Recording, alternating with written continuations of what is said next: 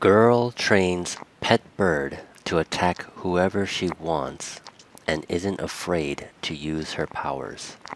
Okay, so a woman posted a video of her niece, which went viral, and it shows this little girl who has a pet bird, and apparently she has trained it to attack anyone that she wants.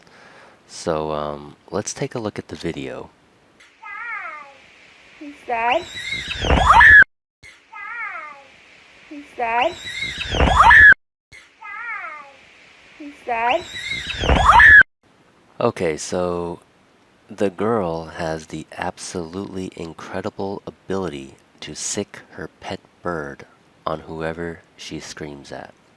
So here's a word we don't see every day. Sick, spelled S-I-C. And this is a verb, which means to set an animal, oftentimes a dog, on someone. So you can say, I sicked my dog on the burglar.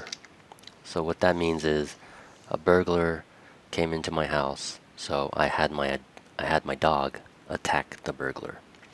So you can see that it says that the computer thinks it's a spelling error, but this is actually correct. When a verb ends in C, you oftentimes add K before you add the ED. So anyway, if you want to see the full article, you can check out the link below.